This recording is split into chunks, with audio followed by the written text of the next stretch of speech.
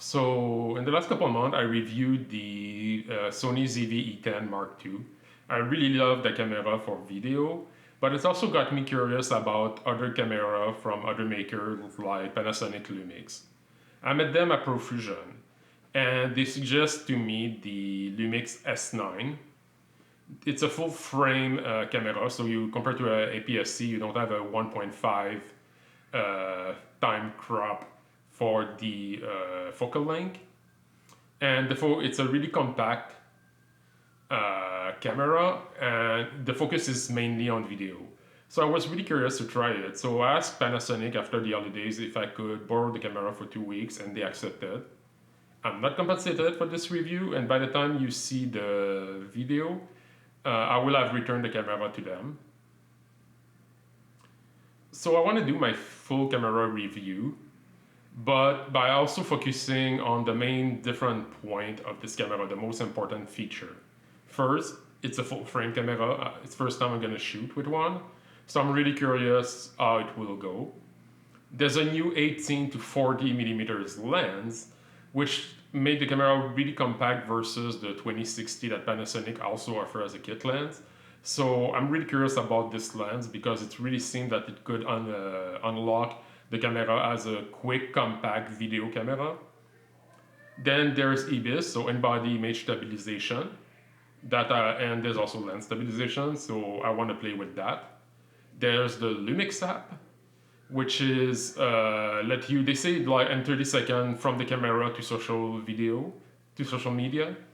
We'll see if it's that quick, but the Lumix app also let you download a lot. So look up tables, which are basically pre-applied color profile that you can download on the camera and apply directly to your photos and video while you take them. So I'm super interested about that. And it's also support OpenGate 6K video. So basically you shoot at 6K and reframe if you need for 4K or for like a phone vertical video, and then you reframe what you need. So I'm really curious about that. So let's test this camera. Two notes that I think are super important for this camera. The small rig handle that you have here is super important. Like the camera is heavy, so if you don't have that, you think it's a camera you could hold at one hand, but you could drop it because of the weight. So that small grip makes such a big difference, and it's like 40 USD. So I think it's a really nice touch to have. And the other thing I really like the 1840. It's compact. It fit just in my winter jacket pocket, tight, but it fit. And then it goes at 40, retract a little, and then went out for 40 here. And this is at 18. So it's super important. I think it's a very, very nice lens that really unlocked the power of this camera. Uh, just a quick video. I wanted to test the camera with all the natural lighting in the morning. So this is it. Quality seems good and the focus seems to be well on my face.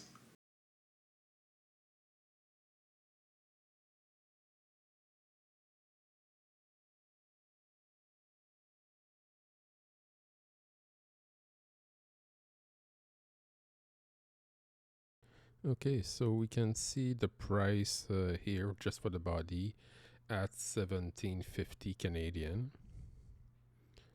There's also an option with the 1840, which is the lens I will test with the camera, which is at 2300. You have three lens options for the kit: the 1840, the 2060, or a 200. But the last two options will make the camera way bulky. Because it's a compact body, I feel that the 1840 is the best bet. And it has a lot of versatility.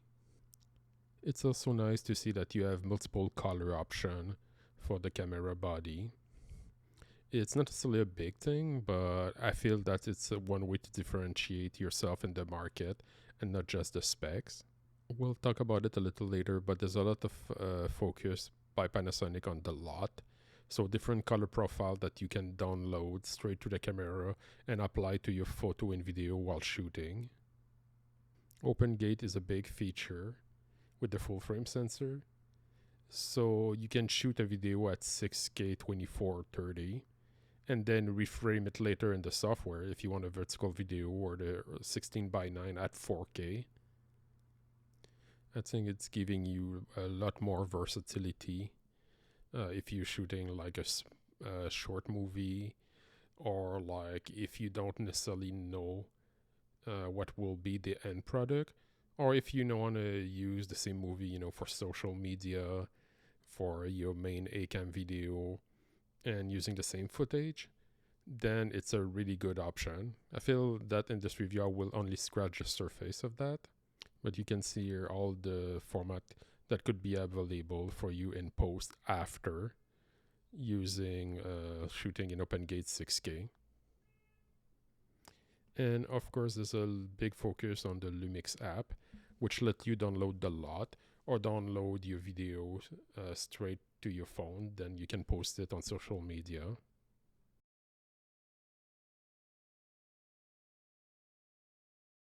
Okay, let's talk about that design of the camera. It's very compact and it used the L-mount system, meaning that you also have access to Sigma lens. But I think the main feature, I was surprised how compact but heavy the body was. You can see it without the lens cap, and the lens and the body size like seem to fit like evenly. On top here, that you can see that you only have one diode and a record button, a button to take photography, and the on off. It's a very simple design. Like I said, the main focus is on video, so they made the focus all on that. So it's really not for hybrid photography, even if you can take picture with it. You can see here how the zoom extend from 18. And then if you move slowly more, it will retract a little and then go to 40.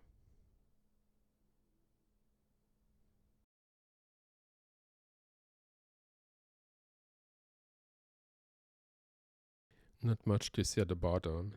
You have the battery compartment and SD card compartment. The battery was good capacity. I shot for a small clip and taking picture for maybe an hour or two, and I didn't really have like battery issue. But of course I was not continuously shooting.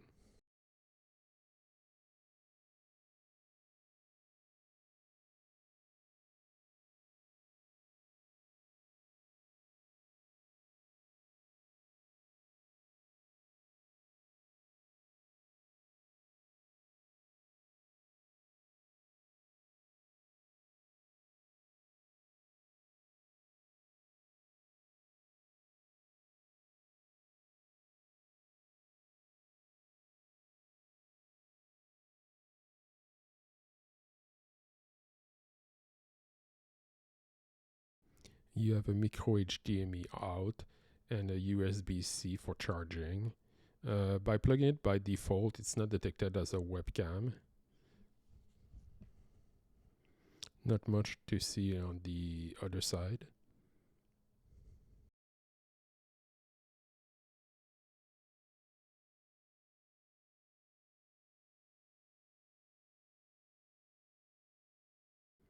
And the autofocus button also. The screen rotate in all direction.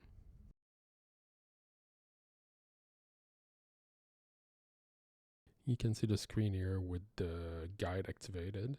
I think it's the perfect way to see if you want your subject at the center, and all the different format, because you can shoot in different aspect ratio.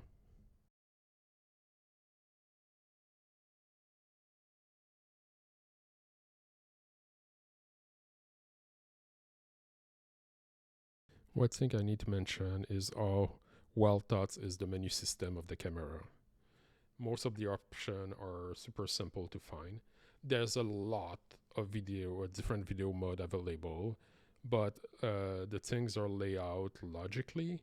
So except for finding which icon was for IBIS for video that I need to check in the guide, the rest I could find the setting just going through them and not lose a lot of time to find what I needed. One thing I need to mention is by default the camera feels quite heavy and there's no grip. But it's interesting because Panasonic sell a small rig grip on their website, and when they let me land the camera, they had it with it. Sadly, I lost that metal pin while shooting in my pocket. But honestly, that small grip makes such a difference. Because else you get the feeling that you can keep the camera in one hand and it's a quite a heavy camera and it doesn't feel as secure, but with the small grip it's perfect. So I really think that like they sell it for 40 USD. I really think it's a must. It does feel way more secure in the hand with the grip.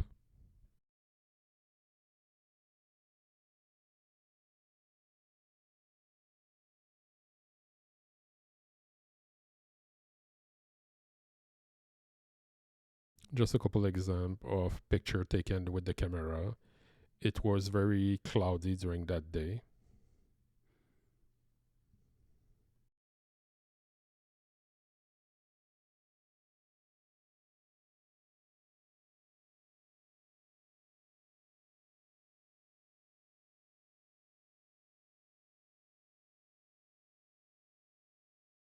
Next, we're gonna test low light with the camera.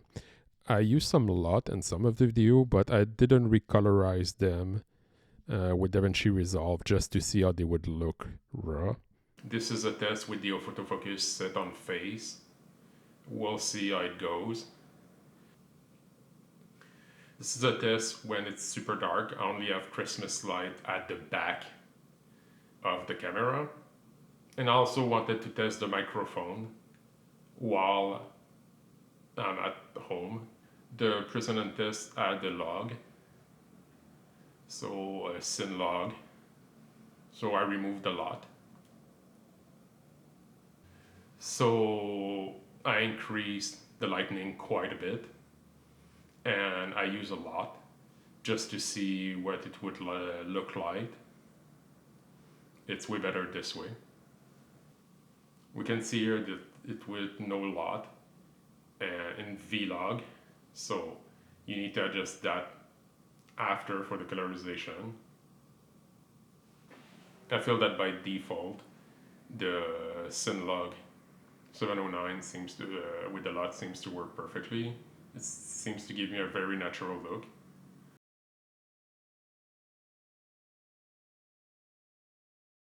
And here we have evening and night picture taken while walking around in the city.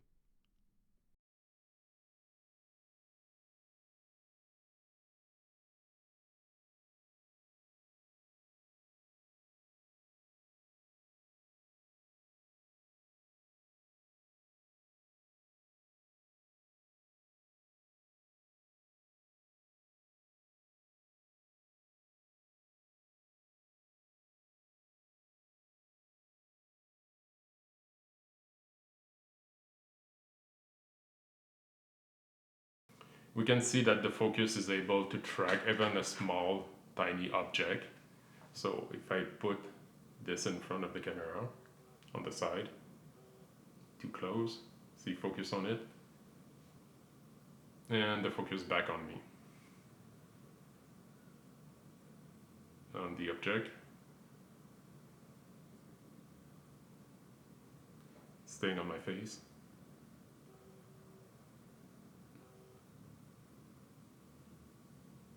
And back to my face eventually. So the autofocus is not like the product showcase like Sony. I'm sure there's a way to imitate it, but it still worked pretty well. This is at 40 millimeters. We can see that from time to time the lens has difficulty to adjust the focus.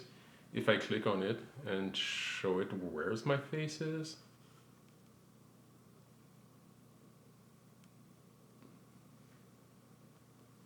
and set it, then it's focused well. Then I can move. I can see the autofocus move. I can see that if I click where my face is, like my nose or something, then like I can see the autofocus to switch on it and stay on it.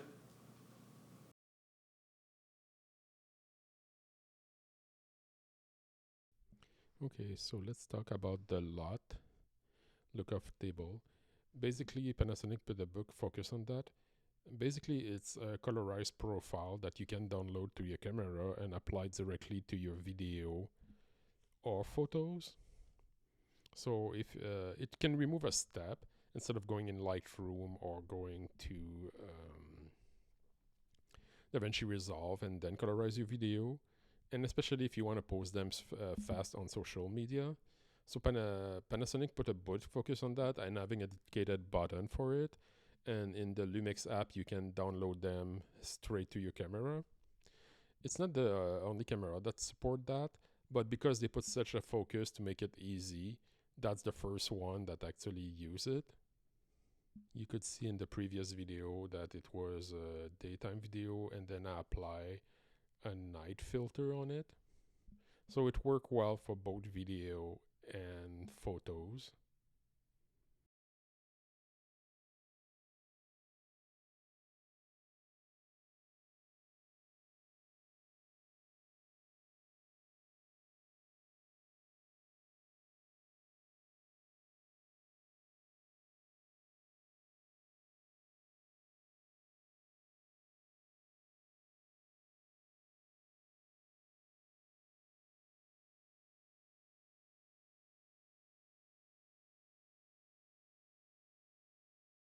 You can see here now the Panasonic Lumix app where you pair your camera, you can download your picture. But after that, I will go in the menu and download some LOT that I will apply straight to my camera. So it's quite easy to do.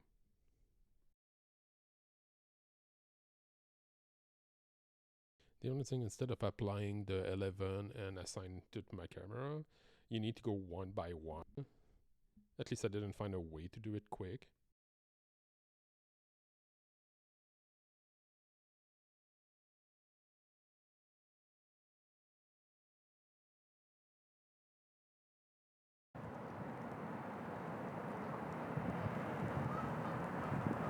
This is a video with noise reduction, wind reduction at off. This is a video with noise reduction at standard wind reduction. It's not really windy today though. This is a video with wind reduction at high.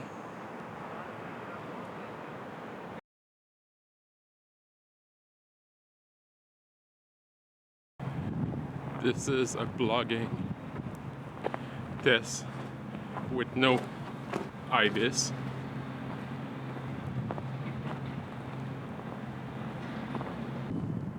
This is a vlogging test with in-body image stabilization. The video seems quite stable. We'll see, the focus seems to lose sometimes.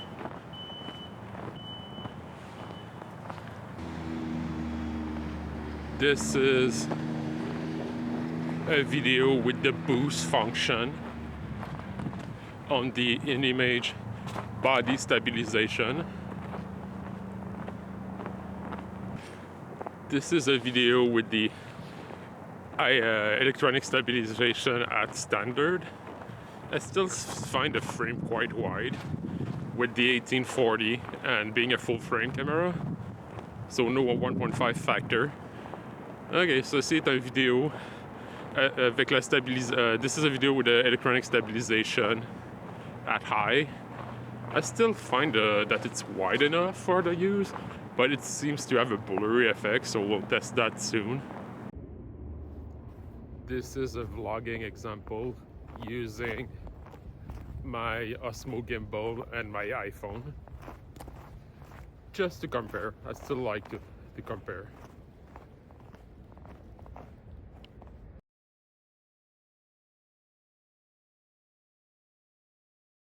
time for the jello effect test.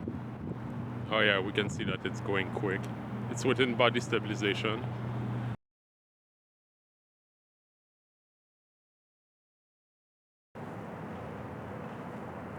This is a video at 4K 30, so there shouldn't be a crop. This is a video at 4K 60. You can see that there's already a crop on it.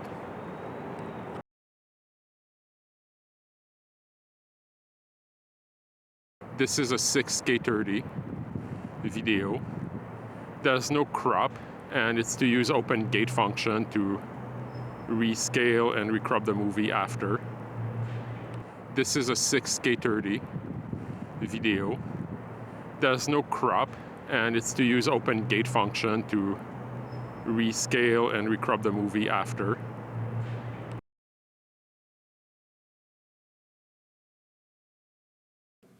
Just a quick test of a vertical video, just to see how it plays. And I'm gonna do a quick review soon of the RB 580.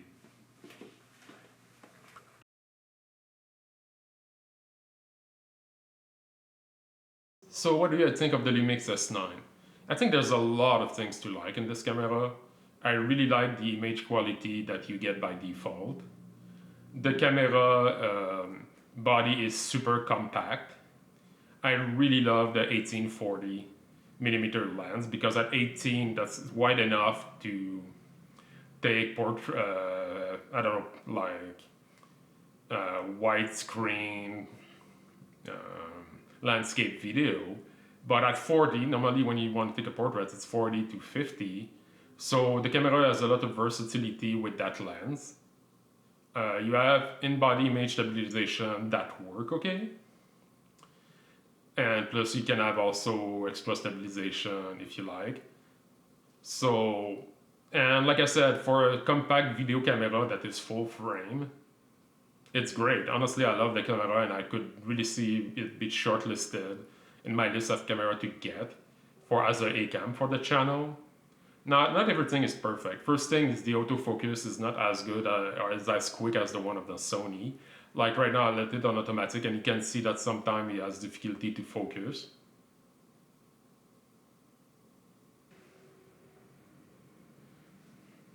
Okay, so let's continue. In-body image stabilization work okay. There's some rolling shutter if you move kind of quick with it. And also there's all the feature. If you're really doing hybrid photography, not having the viewfinder, not mechanical shutter, hot shoe microphone, no headphone for headset, there's no plug for it. And you cannot use it as a webcam. So there's a lot of things that, like, if you're an hybrid photographer or you're a professional photographer, no double SD card and things like that. So maybe it's not the perfect camera for your workflow. And a lot of people had hope that it would be like the perfect hybrid, full frame, small camera. And the reality is that it's great for video. It's the main focus. And you can take good photography, don't get me wrong on it. But you need to be aware that it's really with a focus on video. And they already have, Panasonic already have other camera for hybrid shooting. So, but I really like this camera. Like I said, it's probably going to be shortlisted for me as getting the camera as a A-cam. So there's one thing left to talk about. It's competition and price. Now the direct competitor for Sony is the ZV-E1. That normally sell at 3,000, but it's on sale at 2,700 just for the body. I haven't tested this camera, so I'm not really like talk about it and consider it. But if you're looking for a small, compact body, video focus only camera, then you also need to talk about the ZV E10 Mark II that I tested previously in the channel. The cameras sell for 1,400 for just the body and 1,500 with the 16 to 50 millimeters lens, versus on sale right now for the Lumix S9, the body's at 1,750, and with the 1840, then it's like 2,300 Canadian. So it's a lot more money. But both camera had advantage. I would say for the ZV-E10, if you're just doing talking head video like I'm doing right now, using my iPhone and a microphone, then the E10 is Mark II is a super good option. You have product showcase, so fast autofocus. The body is even more compact and lighter than the S9. You have vertical video, the interface will switch. So for vlogging, it's gonna be like even a better option. So it's really worth considering the camera, but of course it's a APS-C. So I think if you're just doing like YouTube video and things like that, that's a super good option. But this is where the S9 opened my mind about like having way more capability. If you're someone like I don't know, a travel blogger, so you're taking a lot of different video when you visit a lot of countries.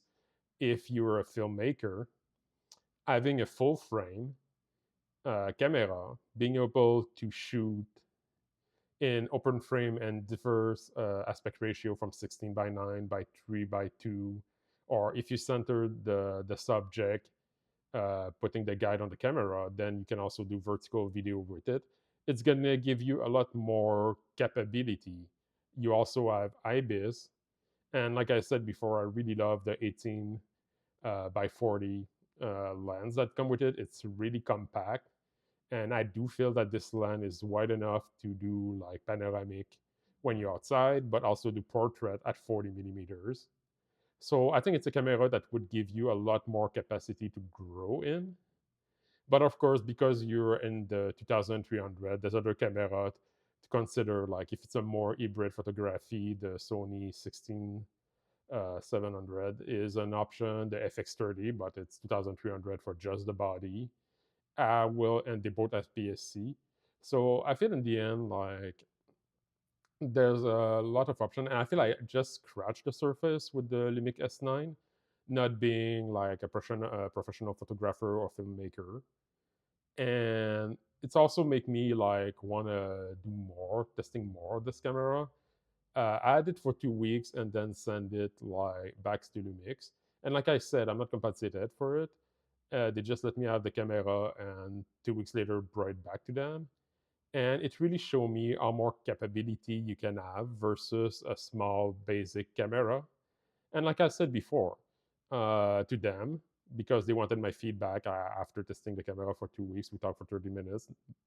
I think that like when I bring back a product to the company, if I'm sad to leave to give the product back, I mean, there's clearly did something right, and that's the case with the S9. I feel that like there's so much more that it can do. I just touch on the surface, but both options would be very good camera if you want to upgrade from your phone. Thanks for watching.